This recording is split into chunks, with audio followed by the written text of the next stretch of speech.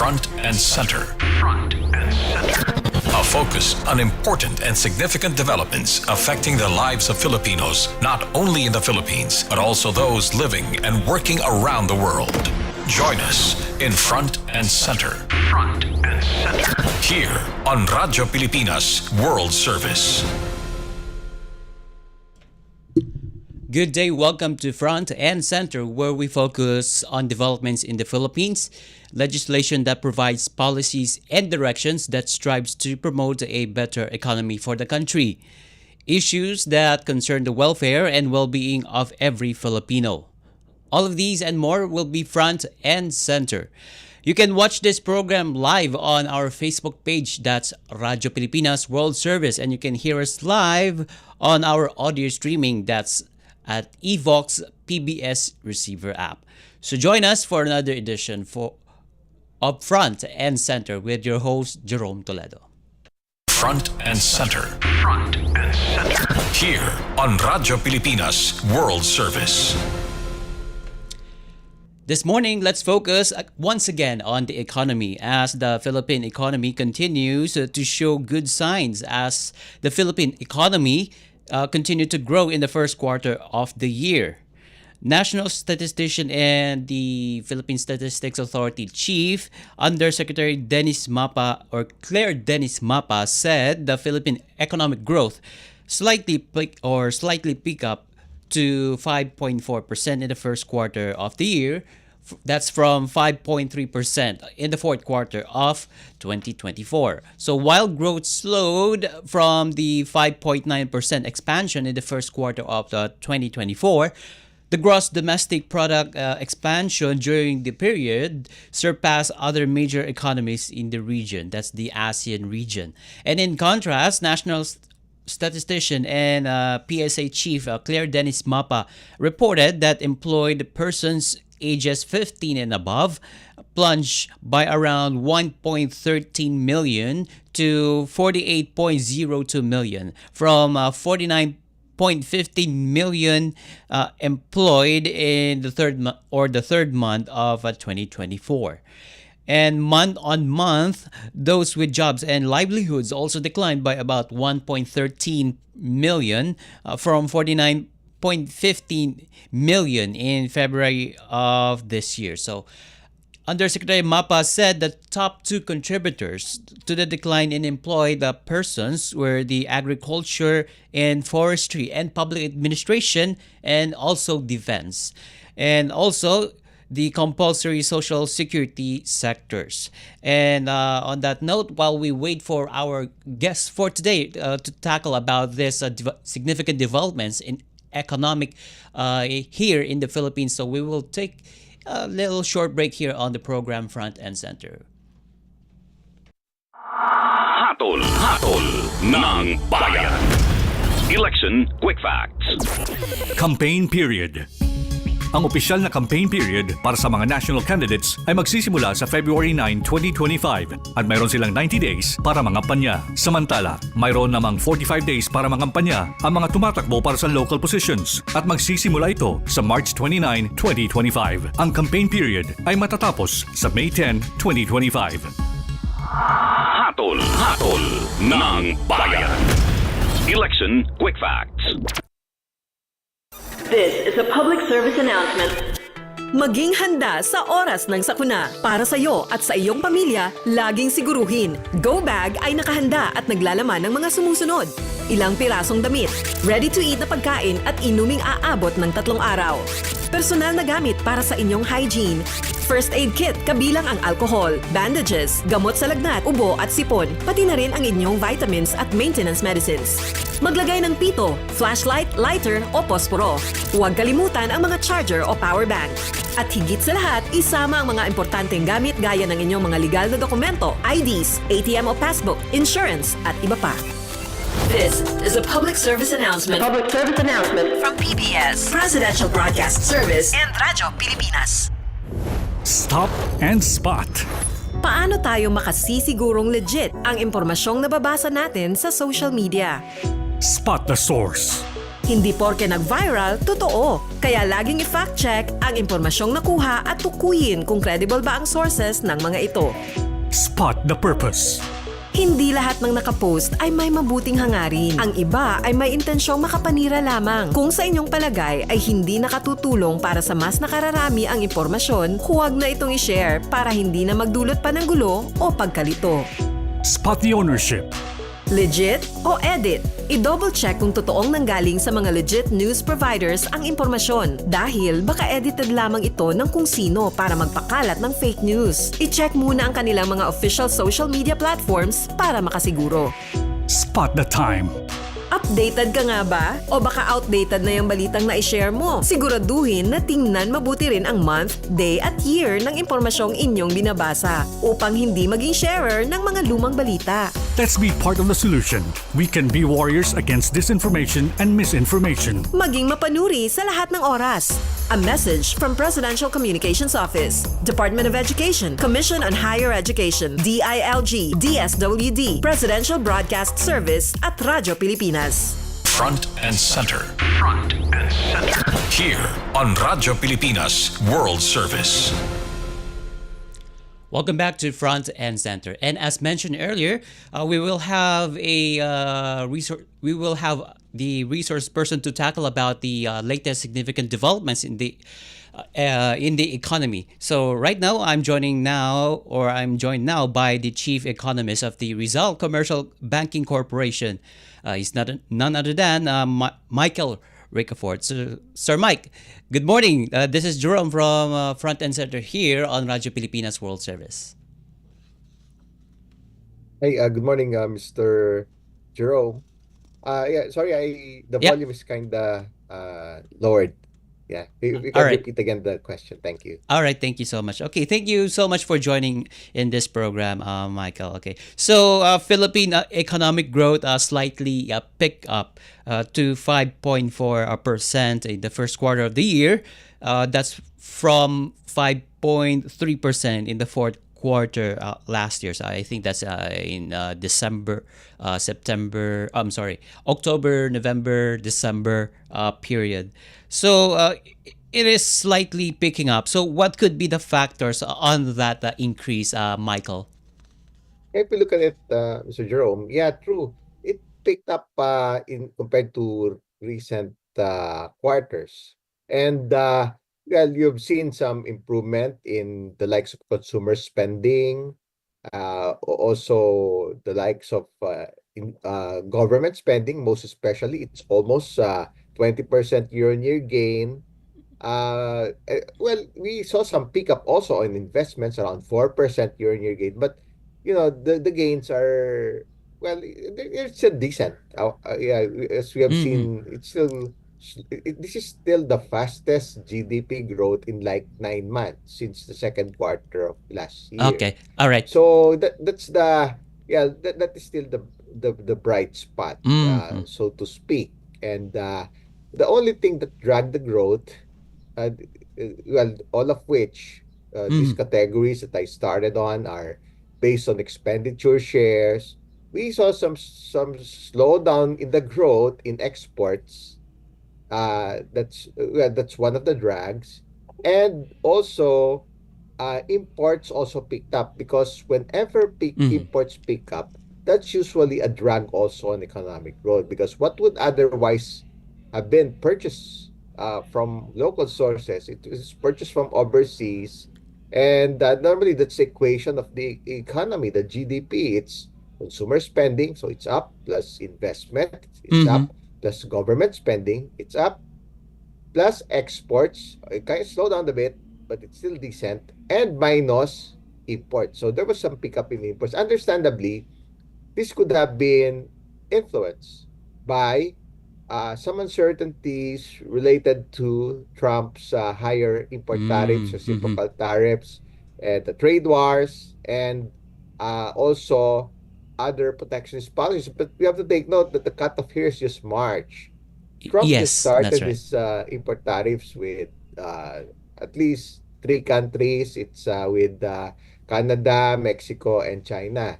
The Liberation Day, the reciprocal tariffs that really scared the markets and caused some volatility, it was April 2. Mm-hmm. And then, the reciprocal tariffs, the initial set. But Okay. after a week, April 9, Trump decided to pause by 90 days. Uh-huh. And everybody else just at 10% baseline tariff, except for retaliating countries like China. Uh-huh. Now it's at 145% tax. So Okay. actually, if you come to think of it, this is still among the fastest growth rates for the Philippines. I I see. mean, in the region, it's still among the fastest, despite some slowdown. It could have been already at 6% levels had it not been for, well, the uncertainties, Okay. the external challenges and risk factors. Because, Trump's tariffs, the trade wars, and protectionist measures, they will slow down global trade because Mm-hmm. because the exports of various countries would become more expensive. Even ours, it's going to slow down our export Hold on. because Hold on, Michael. Sorry, I have a question. So, yeah, April. April of this year. So that will fall on the second quarter. So, would the Trump tariffs? Are we going to feel the pain of the Trump tariffs? well, the export sector would be directly hit because the Philippines exports 70% of its total external trade, the total exports to the United States, Mm-hmm. which has the biggest share at 17%. And you know, yeah, the well, if export of the Philippines becomes if those exports become more expensive in the US, well, if prices go up, the demand goes down, and that's Mm-hmm. also true for many other exports from countries around the world, Uh-huh. especially China. It's going to slow down demand, and that would and of course that would be the impact on the overall Philippine GDP growth because exports Mm-hmm. is one of the contributors also, and there could be some indirect effects also if it's going to slow down the Trump's tariffs are going to slow down the world economy, world economic growth. It would also directly and indirectly slow down the Philippine economic growth. So Mm-hmm. that's one challenge going forward. Because nobody wins in a trade war. So Mm-hmm. it now depends on Trump. And this is still, if you look at it well, yeah, Yeah. other Okay. than external trade, there were some challenges, so to Mm. speak, some sacrifices because, What are those there, challenges, Michael? well, like, the decision to ban pogos, to end the pogos by the end of last year. So it Mm-hmm. also slowed down things. That's why GDP growth by industrial origin, we saw slowdown in services Mm-hmm. year on year compared to a year ago. There's still growth, yes, it's still decent, but it slowed down. Same goes with industry. It also slowed down the industrial sector. Mm-hmm. Well, because the pullout of the pogos that remove some of the yeah, it's a sacrifice because of uh, some uh, some issues pertaining to law and order. Uh-huh. But of course, that sacrifice that led to, say, for instance, vacancies in office spaces, vacancies in residential condos, Mm-hmm. vacancies also in some commercial areas that cater to this POGO. So there's some slowdown also on from the point of view of the property developers on Mm-hmm. because there's excess supply as a result of some property Yeah. vacated by this POGO. So as a result, in response, there would be less construction for new supply from real estate companies, from property developers as a result. So it kind of slowed things down. Mm-hmm. There's reduced, of course, reduced incomes. Those adversely affected. There were Filipinos that were Okay. employed and also other business and other Mm-hmm. economic activities resulting. So that's one of the sacrifices. That's part of one of the reasons why it's still relatively slow. But had it not been for that, and also, you have reality check also, prices remain relatively elevated for the past 2 to 3 years. Although Mm-hmm. inflation may have slowed down, but as people pay still relatively elevated prices, that somewhat, households, consumers, businesses, other institutions, that would have slowed down also in for the past 2 to 3 years, their disposable incomes and their spending. Because had it not been for Mhm. the well, higher inflation was triggered by the Russia-Ukraine war. Had it not been for that, had it not been for the POGO closures and ban, and had it not been for adverse weather conditions, because we came from a series of typhoons in the Uh-huh. latter part of the year, towards the end of the year, so that effectively spilled over upon crossing the year. Had it not been for all of those risk factors, Okay. the Philippines would have been growing already at 6 to 7%. I see. That Okay. that that is Yeah, because of the favorable demographics, no? I see. But Okay. of course, we need to endure this first. There were Mm-hmm. challenges and sacrifices. Some of them are, of course, part of policy, and some of which weather conditions that's beyond our control, and some of which also external factors that are also beyond our control. What's happening with Trump's tariffs? Okay. All right. Michael, going back to Trump tariff, earlier this month, our Trade Department, and also including the special assistant to the president. I think it's on investments, promotions. That's Secretary Frederico. Went to Washington to negotiate the 17% tariff that the Trump administration has imposed to our exports. How do you see those meeting with our Trade Department, with its counterparts in Washington, which the UST, or the U.S. Trade Representative? How do you see that? Would the Trump administration consider lowering the tariffs on us? We see, because now the negotiations are fluid. We have heard from Trump himself that yeah, they're gonna just a few days ago, Trump said that he may overrule when it comes to deciding which how much tariff would be imposed on a per country basis. He would have the final say, regardless of the decision, the negotiations. Mhm. So that's how fluid it is. That's kind of uncertain. So it's at will by Trump. That's one of his signals, and yeah, that's one. And realistically, the lowest in the reciprocal tariff has been 10%. And now that's given to everybody else, that 10% baseline import tariff.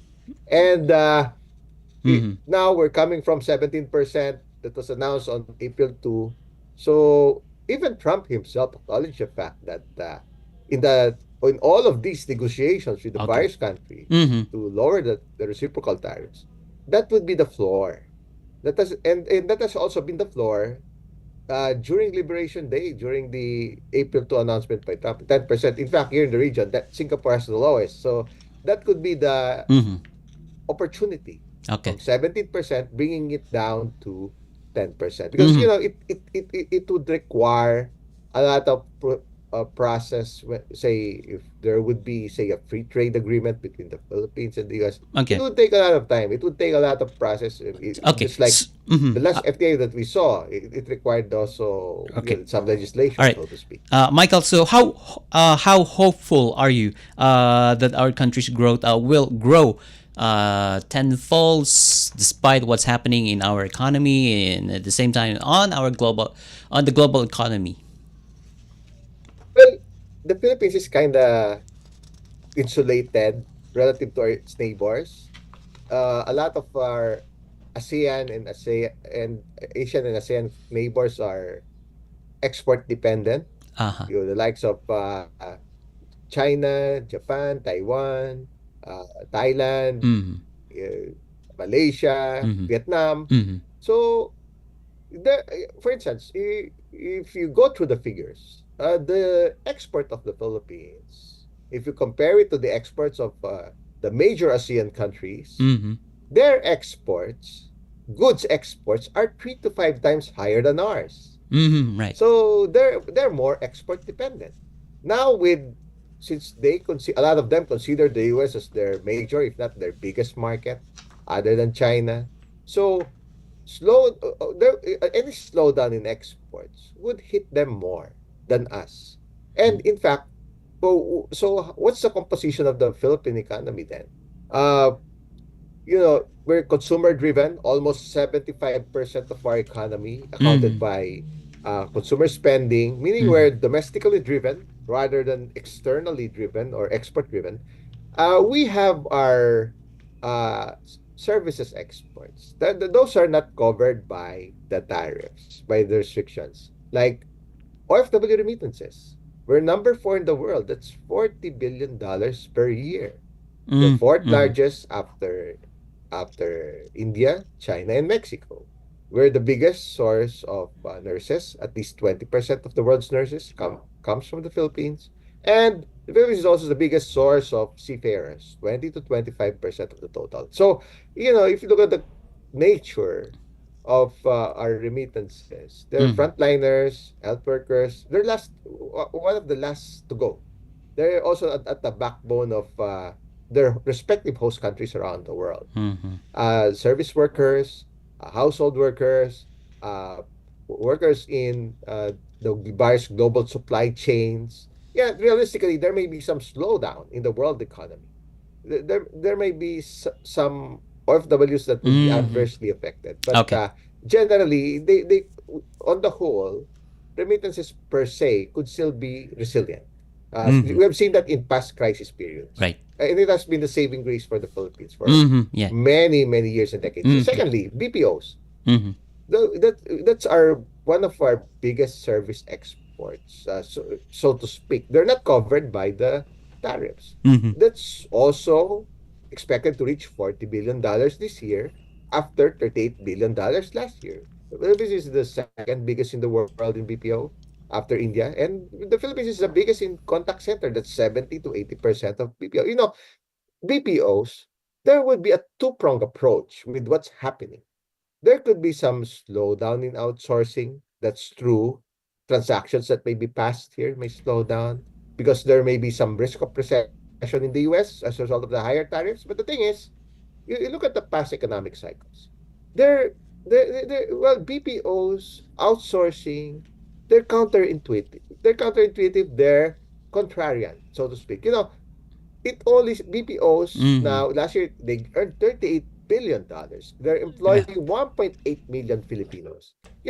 20 years, more than 20 years ago, 2004, it was just $1 billion. Yes, that's right. And but it boomed during the global financial crisis. Right, It boomed right. during the global recession because there's greater urgency by US and global companies to stay competitive during economic downturns and to outsource more. And that's the contrarian approach to that. They could again grow because global companies, Right. US companies, if there's a risk of recession, economic slowdown, they may have to cut on costs and that's just the BPO part. Yeah. Okay. What's not included there are also virtual assistants. That's a new trend right now. They're not easily recorded.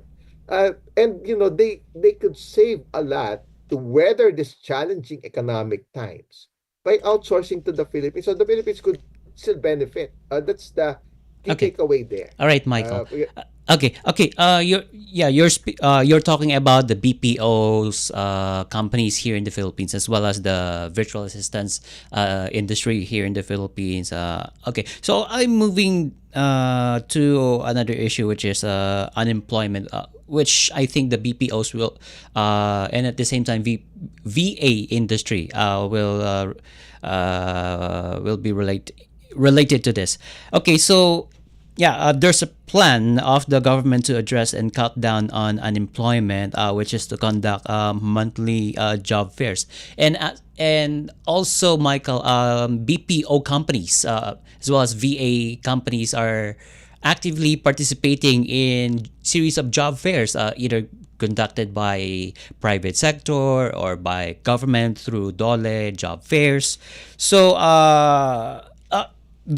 by conducting monthly job fairs to attract job seekers and at the same time to hire more or hire thousands or even millions of Filipinos. So is that feasible to have monthly job fairs? And also, if you will be given an opportunity to share your ideas, what can be done to improve our unemployment situation? Well, the employment data, Mr. Jerome, yeah, those are very constructive moves, especially, well, now, given it's really the effective matching of what's required by the jobs market and what the students, the youth, may have to prepare for. So it's the effective matching, and yeah, that would be an effective approach with this series of job fairs to emphasize that point and initiative. Now, well, true, BPOs are moving to the provinces. It's creating boom regions and areas. We have seen the likes of, Bacolod, Iloilo. Mm-hmm. They're growing like 10% in recent years. 10%. That's Mm-hmm. much, much more than the national average.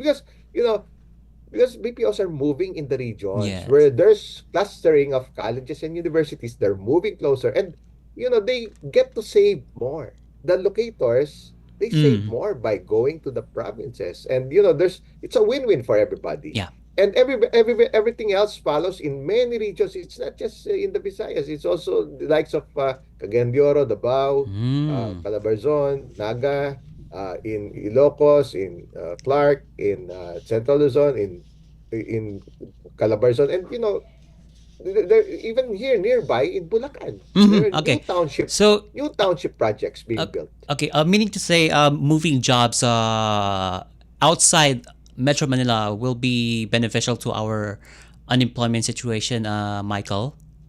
Yeah, definitely, because you need more inclusive growth. You may have Mm. growth at the national level. It's more meaningful if it goes also to many areas. It's decentralized more to the key cities and regions.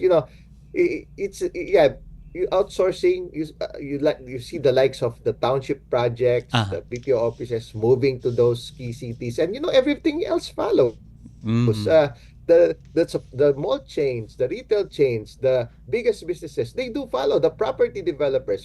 Other than the remittances that's driving the wealth, that for many years, the jobs they're being created, that's creating, more incomes instead of people Mm-hmm. crowding in Metro Manila, in Metro Cebu. So they now Mm-hmm. go to more areas, and development also spreads. Other than that, the other low-hanging fruit other than BPOs, it's tourism. Uh-huh. It's also creating new wealth, new employment, new business and Mm. economic opportunities, especially in the rural areas and in the nearby areas along these key tourism destinations. And unemployment rate, yeah, it picked up a bit to 3.9%, but that is low already. The lowest was 3.1% in December of last year and Mm-hmm. December of 2023. Mm-hmm. That's the lowest. That's the best ever. Uh, Even employment data, the best levels in 20 years since revised Mm, records okay. started in So can we 2005. keep that percentage that's a 3.1%? Can we attain that? Yeah, it's possible. There's some just seasonality. During the Mm, holiday season, they okay. do go down because many people are employed during the holiday season.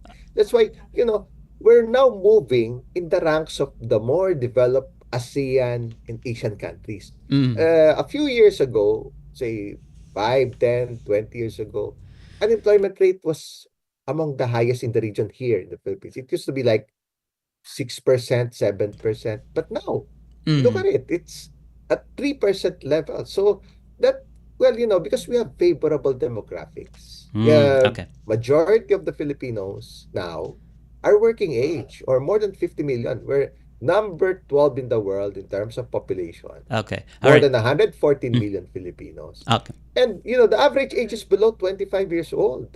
So there are now more Filipinos capable and willing to work locally, or overseas, and in All whatever right. capacity, as entrepreneurs or in the corporate or business sector, Okay. in the informal economy. So, it's creating, that's why we're one of the fastest growing economies, because we have favorable demographics, Okay. and we're the last major economy to enter that stage. Since for Mm, the past 10 years, since 2015, Japan was 50 years early, 1965. Hong Kong and Singapore, 1980.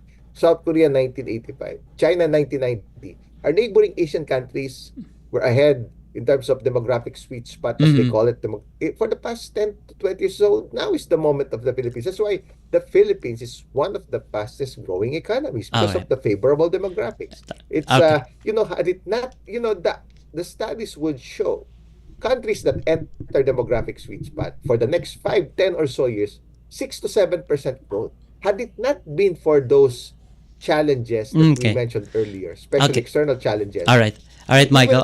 Grown already at 6 to 7%. All right.